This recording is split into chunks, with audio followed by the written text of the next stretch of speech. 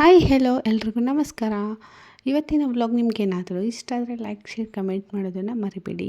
ಹಾಗೆ ನಮ್ಮ ಚಾನಲ್ನ ಇನ್ನು ಯಾರೆಲ್ಲ ಸಬ್ಸ್ಕ್ರೈಬ್ ಮಾಡಿಲ್ಲ ಸಬ್ಸ್ಕ್ರೈಬ್ ಮಾಡ್ಕೊಳ್ಳಿ. ಹಾಗೆ ಇವತ್ತು ಸ್ವಲ್ಪ ಮನೇನ ಕ್ಲೀನಿಂಗ್ ಮಾಡೋಣ ಅಂತ ಅಂದ್ಕೊಂಡಿದ್ದೀನಿ. ಹಂಗಾಗಿ ಇವತ್ತು ಟಿಫನ್ ಏನು ಮಾಡಿಲ್ಲ, ಜಸ್ಟ್ ಒಂದು ಆ್ಯಪಲ್ನ ತೊಗೊಂಡೆ ಬೆಳಗ್ಗೆ ಎದ್ದ ತಕ್ಷಣ. ಅದಾದಮೇಲೆ ಫ್ಯಾನ್ನ ಕ್ಲೀನ್ ಮಾಡ್ತಾಯಿದ್ದಾರೆ ನನ್ನ ಹಸ್ಬೆಂಡು. ಸೊ ಹಬ್ಬ ಹತ್ರ ಬಂತು ಅಂತಂದು ಕ್ಲೀನ್ ಮಾಡೋದಕ್ಕೆ ಟೈಮೇ ಆಗಿರಲಿಲ್ಲ. ಹಾಗಾಗಿ ಒಂದೊಂದೇ ಕ್ಲೀನ್ ಮಾಡ್ಕೊತಾ ಇದ್ದೀವಿ. ಫಸ್ಟು ಫ್ಯಾನ್ಗಳನ್ನೆಲ್ಲ ಮುಗಿಸ್ಕೊಂಬಿಡೋಣ ಅಂತಂದು ಫಸ್ಟು ಹಾಲಿಂದು ಫ್ಯಾನ್ನ ಕ್ಲೀನ್ ಮಾಡ್ತಾಯಿದ್ದಾರೆ. ಅದಾದಮೇಲೆ ರೂಮಿಂದು ಕೂಡ ಫ್ಯಾನ್ನ ಕ್ಲೀನ್ ಮಾಡಿದ್ವಿ. ಅದಾದಮೇಲೆ ರೂಮ್ ಕಿಟಕಿಗಳನ್ನೆಲ್ಲ ಕ್ಲೀನ್ ಮಾಡ್ಕೊಳ್ಳೋಣ ಅಂತ ಅಂದ್ಕೊಂಡಿದ್ದೀವಿ. ತುಂಬ ದಿನ ಆಗಿತ್ತು ಕಿಟಕಿಗಳನ್ನೆಲ್ಲ ಕ್ಲೀನ್ ಮಾಡಿ.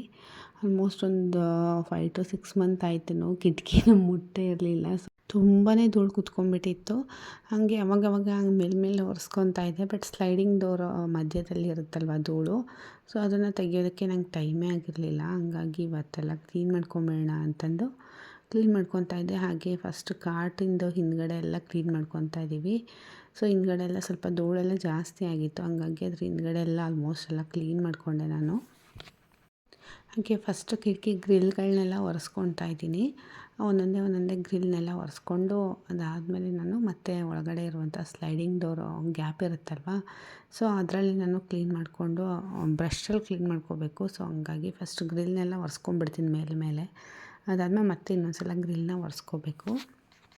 ನಾವು ಈ ವಿಂಡೋನ ಜಾಸ್ತಿ ತೆಗಿಯೋಲ್ಲ, ಪಾಪುಗೆ ಮಲ್ಕೊಂಡಿರ್ತಾನಲ್ವ, ಹಂಗಾಗಿ ಸೌಂಡ್ ಆಗುತ್ತೆ ಅನ್ನೋದಕ್ಕೋಸ್ಕರ ನಾನು ವಿಂಡೋ ತೆಗಿಯೋದೇ ಇಲ್ಲ. ಅದು ನೋಡಿದ್ರೆ ಯಾವುದೋ ಒಂದು ಹುಳ ಸ್ಲೈಡಿಂಗ್ ಡೋರ್ ಗ್ಯಾಪಲ್ಲಿ ಒಂದೇನೋ ಗೂಡು ಕಟ್ಕೊಂಡ್ಬಿಟ್ಟಿತ್ತು.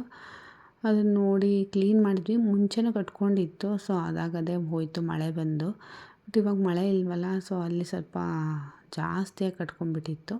ಅದು ಕ್ಲೋಸ್ ಮಾಡೋದಕ್ಕೆಲ್ಲ ಪ್ರಾಬ್ಲಮ್ ಆಗ್ತಾಯಿತ್ತು. ಈಗ ತೆಗೆದ್ಬಿಟ್ರೆ, ಸೊ ಹಂಗಾಗಿ ಎಲ್ಲ ಕ್ಲೀನ್ ಮಾಡ್ತಾಯಿದ್ವಿ. ಒಂಥರ ಯಾವುದೋ ಹುಳ ಬರುತ್ತಲ್ವ, ವುಡ್ಡಲ್ಲಿರುತ್ತೆ ಅದು ಹುಳ, ಆ ಥರ ಹುಳ ಅದು. ಎಷ್ಟು ಕೆರೆದ್ರೂ ಹೋಗ್ತಾನೆ ಇಲ್ಲ, ಅಷ್ಟು ಗಟ್ಟಿಗೆ ಕಟ್ಕೊಂಡ್ಬಿಟ್ಟಿದೆ ಮನೇನ.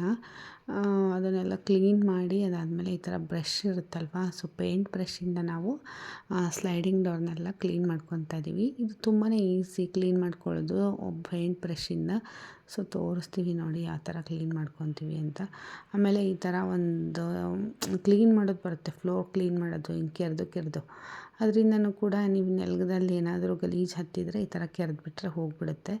ಸೊ ಅದರಿಂದನೇ ಕೆರಿತಾ ಇರೋದು, ಇಲ್ಲ ಬೇರೆದ್ರಿಂದ ಯಾವುದ್ರಲ್ಲೂ ಹೋಗಲೇ ಇಲ್ಲ. ಅದು ಮಣ್ಣು ತುಂಬ ಗಟ್ಟಿಗಿತ್ತಲ್ವ, ಹಾಗಾಗಿ. ಅದಾದಮೇಲೆ ಈ ಥರ ಬ್ರಷ್ ತೊಗೊಂಬಿಟ್ಟು ಸ್ಲೈಡಿಂಗ್ ಡೋರ್ ಮಧ್ಯೆ ಈ ಥರ ಅನ್ಕೊತಾ ಬರಬೇಕು.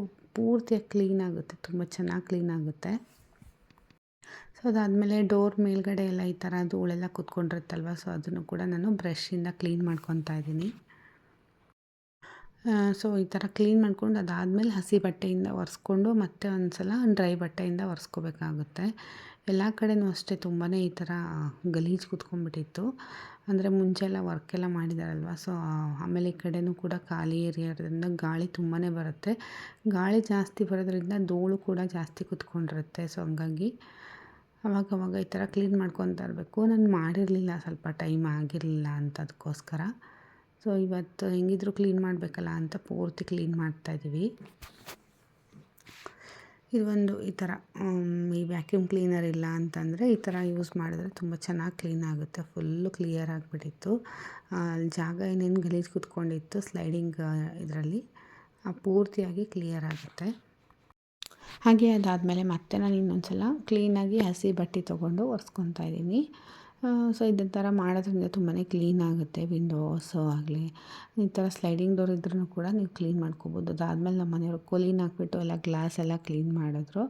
ಸೊ ನಾನು ಈ ಥರ ಧೂಳೆಲ್ಲ ಕ್ಲೀನ್ ಮಾಡಿಕೊಂಡೆ, ಅವರು ಕೊಲೀನ್ ಹಾಕ್ಬಿಟ್ಟು ಗ್ಲಾಸಸ್ ಎಲ್ಲ ಕ್ಲೀನ್ ಮಾಡಿದ್ರು. ಸೊ ನಿಧಾನಕ್ಕೆ ಮಾಡಿದ್ರು, ತುಂಬಾ ಟೈಮ್ ಹಿಡೀತು. ಬರೀ ಕಿಟಕಿಗಳನ್ನ ಕ್ಲೀನ್ ಮಾಡ್ಕೊಳ್ಳೋಕ್ಕೆ ನಮ್ಗೆ ಇಡೀ ದಿನ ಹೋಗ್ಬಿಡ್ತು. ಅಷ್ಟಕ್ಕೊಂದು ದೊಡ್ಡ ಕಿಟಕಿ ಇದ್ದಾವೆ, ಹಂಗಾಗಿ. ಯಾಕಂದರೆ ಸ್ಲೈಡಿಂಗ್ ಡೋರಲ್ಲಿ ತುಂಬ ಧೂಳು ಕೂರೋದ್ರಿಂದ ಅಲ್ಲಿ ಕ್ಲೀನ್ ಮಾಡೋದು ಸ್ವಲ್ಪ ಟೈಮ್ ಹಿಡಿಯುತ್ತೆ ನಮಗೆ. ಸೊ ಯಾವಾಗಲೂ ಕ್ಲೀನ್ ಮಾಡಲ್ಲ ಅಲ್ವ, ಸೊ ಇವಾಗ ಈ ಥರ ಹಬ್ಬಗಳೆಲ್ಲ ಇದ್ದಾಗೆ ಸ್ವಲ್ಪ ಕ್ಲೀನಿಂಗ್ ಎಲ್ಲ ಜಾಸ್ತಿ ನಮ್ಮದು. ಬೇರೆ ಟೈಮಲ್ಲಿ ಮೇಲೆ ಕ್ಲೀನ್ ಮಾಡ್ಕೊತಾ ಇರ್ತೀವಿ. ಹಾಗೆ ಬೆಡ್ಶೀಟ್ ಅದೆಲ್ಲ ವಾಶ್ ಮಾಡಿ ಹಾಕಿದ್ದೀನಿ. ಸೊ ಒಂದೊಂದೇ ವಾಶ್ ಮಾಡ್ತಾಯಿದ್ದೀನಿ ಇವತ್ತು. ಹಬ್ಬ ಅಲ್ವಾ, ಸೊ ಫಸ್ಟ್ ಹಬ್ಬ ಅಂತ. ನಾವು ಎಷ್ಟೇ ಕ್ಲೀನ್ ಮಾಡಿದ್ರು ಮಕ್ಕಳಂತೂ ಗಲೀಜು ಮಾಡ್ತಾನೆ ಇರ್ತಾರೆ. ಡೈಲಿ ಅದು ಕ್ಲೀನ್ ಮಾಡೋದೇ ನಮಗೆ ಸಾಕಾಗಿ ಹೋಗಿರುತ್ತೆ. ಸೊ ಅದರ ಟೈಮಲ್ಲಿ ಕಿಟಕಿಗಳನ್ನೆಲ್ಲ ಗಮನಿಸ್ಕೊಳ್ಳೋದೇ ಮರ್ತೋಗ್ಬಿಟ್ಟಿದ್ವಿ ನಾವು. ಸೊ ಡೈಲಿ ಅವ್ರಿಗೆ ಹರಡಿರುವಂಥ ಐಟಮ್ಗಳನ್ನ ಕ್ಲೀನ್ ಮಾಡೋದ್ರಲ್ಲೇ ಸಾಕಾಗಿ ಹೋಗುತ್ತೆ. ಹಿಂಗೆ ಕ್ಲೀನ್ ಮಾಡ್ತೀವಿ, ಹಿಂಗೆ ಗಲೀಜು ಮಾಡ್ತಾರೆ ಮನೇನ.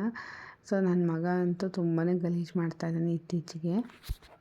ಹಾಗೆ ಅಡುಗೆ ಮನೆ ಎಲ್ಲ ಕ್ಲೀನ್ ಮಾಡಿಕೊಂಡೆ. ಅದೆಲ್ಲ ಕ್ಲೀನ್ ಮಾಡ್ಕೊಂಡಾದಮೇಲೆ ಬಾಲ್ಕನಿ ಕ್ಲೀನ್ ಮಾಡೋಣ ಅಂತ ಬಂದೆ. ಈ ಸೈಡ್ ಬೆಡ್ರೂಮ್ ಸೈಡ್ ಬಾಲ್ಕನಿ ಇದೆ ಅಲ್ವಾ, ಸೊ ಅಲ್ಲಿ ಒಂದು ಸ್ವಲ್ಪ ಐಟಮ್ಗಳನ್ನೆಲ್ಲ ಇಟ್ಟಿದ್ವಿ. ಅದನ್ನೆಲ್ಲ ಕ್ಲೀನ್ ಮಾಡಿರಲಿಲ್ಲ. ಸೊ ಮಳೆ ಬಂದು ಒಂಥರ ಮಣ್ಣು ಕಲೆ ಎಲ್ಲ ಆಗಿಬಿಟ್ಟಿತ್ತು. ಹಂಗಾಗಿ ಸೋಪಿನ ಪೌಡರೆಲ್ಲ ಹಾಕ್ಬಿಟ್ಟು ನೀಟಾಗಿ ಕ್ಲೀನ್ ಮಾಡ್ತಾಯಿದ್ದೀನಿ. ಅವಾಗವಾಗ ಕ್ಲೀನ್ ಮಾಡಬೇಕು. ಈ ಸೈಡ್ ನಾವು ಬರೋದೇ ಇಲ್ವಲ್ಲ, ಹಂಗಾಗಿ ಕ್ಲೀನೇ ಮಾಡಿರಲಿಲ್ಲ. ಹಂಗಾಗಿ ಒಂದು ಸ್ವಲ್ಪ ಎಲ್ಲ ಕ್ಲೀನ್ ಮಾಡಿಬಿಟ್ಟು ಪಾಟ್ಗಳನ್ನೆಲ್ಲ ಈ ಸೈಡ್ ಇಟ್ಬಿಡೋಣ ಅಂತ ಅಂದ್ಕೊಂಡಿದ್ದೆ. ಲಾಸ್ಟ್ ವ್ಲಾಗಲ್ಲೆಲ್ಲ ಪ್ಲ್ಯಾಂಟ್ಸ್ ಎಲ್ಲ ರೀಪಾಟಿಂಗ್ ಮಾಡಿಟ್ಟಿದ್ನಲ್ವ, ಸೊ ಅದನ್ನೆಲ್ಲ ಈ ಸೈಡ್ ಇಟ್ಬಿಡೋಣ, ಈ ಸೈಡ್ ಸ್ವಲ್ಪ ಖಾಲಿ ಮಾಡೋಣ ಅಂತಂದು ಎಲ್ಲ ಕಸ ಗುಡಿಸಿ ಎಲ್ಲ ಸೋಪಿನ ಪೌಡರೆಲ್ಲ ಹಾಕಿ ಕ್ಲೀನ್ ಮಾಡ್ತಾಯಿದ್ದೀನಿ. ಸೊ ಆವಾಗವಾಗ ಕ್ಲೀನ್ ಮಾಡಬೇಕಿತ್ತು. ನಾನು ಈ ಸೈಡ್ ಬರ್ತಾನೆ ಇರಲಿಲ್ಲ. ಆಮೇಲೆ ಐಟಮ್ಗಳು ಇಟ್ಟಿದ್ವಲ್ಲ, ಹಂಗಾಗಿ ನಾನು ನೆಗ್ಲೆಕ್ಟ್ ಮಾಡಿಬಿಟ್ಟೆ ಈ ಸೈಡ್ ಕ್ಲೀನ್ ಮಾಡೋದು. ಇವಾಗಂತೂ ಸಿಕ್ಕಾಪಟ್ಟೆ ಗಲೀಜಾಗಿಬಿಟ್ಟಿತ್ತು. ವಾಲ್ ಕೂಡ ಅಂದರೆ ಗಿಡಗಳನ್ನೆಲ್ಲ ಸ್ವಲ್ಪ ಇಟ್ಟಿದ್ದೆ ಇಲ್ಲಿ. ಅದು ಮಳೆ ಬಂದಾಗ ವಾಲ್ಗೆಲ್ಲ ಮಣ್ಣೆಲ್ಲ ಸಿಡಿದ್ಬಿಟ್ಟು ವಾಲು ಕೂಡ ಸ್ವಲ್ಪ ಕಲೆ ಆಗಿಬಿಟ್ಟಿತ್ತು. ಸೊ ಹಂಗಾಗಿ ವಾಲಿಂದ ಹಿಡಿದು ಎಲ್ಲನೂ ಕೂಡ ಕ್ಲೀನ್ ಮಾಡಿದೆ ಬಾಲ್ಕನಿಯಲ್ಲಿ. ನಾನು ಆಮೇಲೆ ತೋರಿಸ್ತೀನಿ ಎಲ್ಲ ಬಾಲ್ಕನಿ ಫುಲ್ ಕ್ಲಿಯರ್ ಆದಮೇಲೆ. ಸೊ ನಾನೆಲ್ಲ ಕ್ಲೀನ್ ಮಾಡಿಕೊಂಡು ಬಂದೆ. ಹಾಗೆ ತರಕಾರಿ ಎಲ್ಲ ತಂದಿದ್ದು ಹಾಗೆ ಇತ್ತು. ಹಣ್ಣು ತರಕಾರಿ ಎಲ್ಲ ತರಿಸ್ಕೊಂಡಿದ್ದೆ. ಬನಾನಾ ಮತ್ತು ಮಶ್ರೂಮು, ಅದ್ರ ಜೊತೆ ಕರ್ಬೂಜ ಬಂದಿತ್ತಂತೆ. ಈ ಸಲ ಕರ್ಬೂಜನ ತಂದಿದ್ರು. ಯಾವ್ಯಾವ ಸೀಸನಲ್ಲಿ ಯಾವ್ಯಾವ ಫ್ರೂಟ್ಸ್ ಬರುತ್ತೋ ಸೊ ಆ ಫ್ರೂಟ್ಸ್ನ ತಿನ್ನಬೇಕಂತೆ, ಒಳ್ಳೆಯದು. ಸೊ ಹಂಗಾಗಿ ಈ ಸಲ ಕರ್ಬೂಜನ ತರಿಸ್ಕೊಂಡಿದ್ದೀನಿ. ಸೊ ತರಕಾರಿ ಎಲ್ಲ ಎತ್ತಿಡಬೇಕು ಅಂತ ಎಲ್ಲ ಕ್ಲೀನ್ ಮಾಡಿ ಎತ್ತಿಟ್ಕೊತಾ ಇದ್ದೀನಿ. ಸಪ್ರೇಟ್ ಹಾಕಿಟ್ಕೊಂಡ್ಬಿಡ್ಬೇಕು ಇವಾಗಲೇ, ಇಲ್ಲಾಂದರೆ ಮತ್ತೆ ಮಾಡೋ ಟೈಮಲ್ಲಿ ತುಂಬ ಕಷ್ಟ ಆಗುತ್ತೆ. ಹಾಗೆ ತರಕಾರಿ ಎಲ್ಲ ಎತ್ತಿ ಫ್ರಿಜ್ಜಲ್ಲಿ ಇಟ್ಟೆ. ಅದಾದಮೇಲೆ ನನ್ನ ಹಸ್ಬೆಂಡ್ ಕೂಡ ಇನ್ನೂ ಎಲ್ಲ ಕ್ಲೀನ್ ಮಾಡ್ತಾನೇ ಇದ್ದರು. ಈ ಬುದ್ಧ ತಂದಾಗಿಂದ ಹಾಗೆ ಇಟ್ಬಿಟ್ಟಿದ್ವಿ, ಕ್ಲೀನೇ ಮಾಡಿರಲಿಲ್ಲ. ಇವತ್ತು ಕ್ಲೀನ್ ಮಾಡ್ತಾಯಿದ್ದೀವಿ. ಒಂಥರ ಕಲರೇ ಚೇಂಜ್ ಆಗಿಬಿಟ್ಟಿತ್ತು. ಈಗ ನೀಟಾಗಿ ಒರೆಸಿ ಇಡ್ತಾಯಿದ್ದಾರೆ ನನ್ನ ಹಸ್ಬೆಂಡು. ಹಾಗೆ ನನ್ನ ಮಗಳಿಗೆ ಬ್ರೆಡ್ ಟೋಸ್ಟು ಮತ್ತು ಎಗ್ ಬೇಕು ಅಂದಳು. ಸೊ ಅವಳಿಗೆ ಎಗ್ಗು, ಹಾಗೆ ನಾನು ರಾತ್ರಿ ಏನು ಊಟ ಮಾಡಲಿಲ್ಲ. ನಾನು ಕರ್ಬೂಜ ಹಣ್ಣಿತ್ತಲ್ವ, ಸೊ ಅದನ್ನೇ ಹೆಚ್ಚಿಟ್ಕೊಂಡಿದ್ದೆ. ನನ್ನ ಹಸ್ಬೆಂಡು ಕೂಡ ಮಧ್ಯಾಹ್ನ ರೊಟ್ಟಿ ಎಲ್ಲ ಇತ್ತು. ಸೊ ರೊಟ್ಟಿ ಪಲ್ಯ ತಿಂದರು. ಇದು next day morning, Monday morning. ಬೆಳಗ್ಗೆ ಬ್ರೇಕ್ಫಾಸ್ಟ್ಗೆ ಅಂತ ನನ್ನ ಮಗಳಿಗೆ ಪುಳಿಯೋಗರೆ ಮಾಡಿದ್ದೆ. ಅರ್ಜೆಂಟಿಗೆ ಸ್ವಲ್ಪ ಲೇಟಾಗಿ ಎದ್ವಿ. ಫುಲ್ಲು ಮೈಕೈ ಎಲ್ಲ ನೋವಾಕಂತ್ಬಿಟ್ಟಿತ್ತು. ಯಾಕಂದರೆ ಎಲ್ಲ ಕ್ಲೀನ್ ಮಾಡಿದ್ನಲ್ಲ. ಸೊ ಮನೆಯೆಲ್ಲ ಕ್ಲೀನ್ ಮಾಡಿದ ತಕ್ಷಣ ನನಗೆ ಫುಲ್ ಬಾಡಿ ಪೇಯ್ನ್ ಬಂದುಬಿಡುತ್ತೆ. ಸ್ವಲ್ಪ ಲೇಟಾಗೇ ಎದ್ದೆ. ಏನು ಮಾಡೋದು ಅಂತ ಅಂದ್ಕೊಂಡೆ. ಅವಳಿಗೆ ಪುಳಿಯೋಗರೆ ಮಾಡಿಕೊಟ್ಟೆ. ಸೊ ಅದಾದಮೇಲೆ ನಾನು ನನ್ನ ಹಸ್ಬೆಂಡ್ಗೆಲ್ಲ ಉಪ್ಪಿಟ್ಟು ಮಾಡ್ಕೊಂಡಿದ್ವಿ. ಸೊ ಅವರು ಕೂಡ ಬ್ರೇಕ್ಫಾಸ್ಟ್ ಮಾಡಿ ಹೋದರು. ತೋರಿಸ್ತೀನಿ ನೋಡಿ. ಈ ಕಡೆ ಎಲ್ಲ ಖಾಲಿ ಮಾಡಿದ್ದೀವಿ. ಇದು ಇದು ಕೇಜು ಬರ್ಡೆಲ್ಲ ಇತ್ತು ನಮ್ಮ ಮನೇಲಿ. ನನ್ನ ಮಕ್ಕಳೆಲ್ಲ ಹಾರಿಬಿಟ್ಬಿಟ್ರು. ಇನ್ನು ಕೆಲವೊಂದು ಹಂಗೆ ಸತ್ತೋಯ್ತು. ಸೊ ಹಂಗಾಗಿ ತರೋದೇ ಬೇಡ ಅಂತ ಅಂದ್ಕೊಂಡಿದ್ವಿ. ಸೊ ಇದನ್ನ ಈ ಸೈಡ್ ಇಟ್ಟಿದ್ವಿ. ಇದೆಲ್ಲ ಪೂರ್ತಿ ಬಾಲ್ಕನಿ ಖಾಲಿ ಮಾಡಿ ಈಗ ಬರೀ ಗಿಡಗಳನ್ನೆಲ್ಲ ಇಟ್ಕೊಂಡಿದ್ದೀನಿ. ಹೆಂಗೆ ಕಾಣ್ತಾ ಇದೆ ಅಂತ ಕಮೆಂಟ್ ಮಾಡಿ. ಹಾಗೆ ಮಧ್ಯಾಹ್ನಕ್ಕೆ ನಾನು ಬರೀ ಸಲಾಡ್ ಮಾಡ್ಕೊತಾ ಇದ್ದೀನಿ. ಏನೂ ತಿನ್ನಬೇಕು ಅಂತ ಅನ್ನಿಸ್ತಾ ಇಲ್ಲ. ಸೊ ಬೆಳಗ್ಗೆ ಉಪ್ಪಿಟ್ಟು ತಿಂದಿದ್ನಲ್ವ, ಸೊ ಹಾಗಾಗಿ ಸೌತೆಕಾಯಿ, ಕ್ಯಾರೆಟು, ಹಾಗೆ ಆ್ಯಪಲ್ಲು, ಸೊ ಏನಿರುತ್ತೋ ಅದನ್ನೆಲ್ಲ ಹಾಕ್ಕೊಂಬಿಟ್ಟು ಸಲಾಡ್ ಮಾಡ್ಕೊತಾ ಇದ್ದೀನಿ ಅಷ್ಟೇ, ಸಿಂಪಲ್. ಹಾಗೆ ಸ್ವಲ್ಪ ಮೊಳಕೆ ಕಾಳು, ಹೆಸರು ಕಾಳಿತ್ತು. ಸೊ ಹೆಸರು ಕಾಳನ್ನ ಕೂಡ ಆ್ಯಡ್ ಮಾಡ್ಕೊತಾ ಇದ್ದೀನಿ. ಇದಿಷ್ಟು ಒಂದು ಸಲ ತಿಂದುಬಿಟ್ರೆ ಫುಲ್ ಹೊಟ್ಟೆ ತುಂಬಿಡುತ್ತೆ. ಸೊ ಮತ್ತೆ ಹೊಟ್ಟೆನೇ ಹಶ್ವಾಗಲ್ಲ. ಒಂದು 3-4 ತಾಸು ಏನೂ ತಿನ್ನಬೇಕು ಅಂತ ಅನಿಸಲ್ಲ. ಹಂಗಾಗಿ ಈ ಥರ ತಿಂತೀನಿ. ಸ್ವಲ್ಪ ಉಪ್ಪು ಮತ್ತು ಚಿಲ್ಲಿ ಫ್ಲೇಕ್ಸು ಇದಿಷ್ಟನ್ನು ಹಾಕ್ಕೊಂಬಿಟ್ಟು ಚೆನ್ನಾಗಿ ಮಿಕ್ಸ್ ಮಾಡಿ ತಿಂದೆ. ಮಧ್ಯಾಹ್ನದ ಊಟ ಆಯಿತು ನಂದು. ಮಗನಿಗೂ ಕೂಡ ಅವನಿಗೇನೂ ಇಲ್ಲ, ಪುಳಿಯೋಗರೆ ಇತ್ತು, ಸೊ ಅದನ್ನೇ ತಿನ್ನಿಸ್ದೆ. ಹಾಗೆ ಸಂಜೆ ಶೇಂಗಾ ಪುಡಿ ಮಾಡೋಣ ಅಂತ ಶೇಂಗಾನ ಹುರಿತಾ ಇದ್ದೀನಿ. ಇವತ್ತು ರೊಟ್ಟಿ ಹಬ್ಬ ಅಲ್ವಾ, ಅಮ್ಮ ರೊಟ್ಟಿ ಮಾಡಿದ್ದೀನಿ, ಇಲ್ಲೇ ಬಂದುಬಿಡಿ ಅಂತ ಅಂದರು. ಸೊ ನಂಗೆ ರೊಟ್ಟಿ ಮಾಡೋಕ್ಕಾಗಲ್ಲ, ಯಾಕಂದರೆ ಮೊನ್ನೆ ಮಾಡಿದ್ನಲ್ವ. ಇವತ್ತು ಬೇರೆ ಸ್ವಲ್ಪ ಮೈಕೈಯೆಲ್ಲ ನೋವಿತ್ತು. ಹಬ್ಬ ಮಾಡೋದಕ್ಕೇನೂ ಆಗಿಲ್ಲ, ರೊಟ್ಟಿ ಹಬ್ಬನ.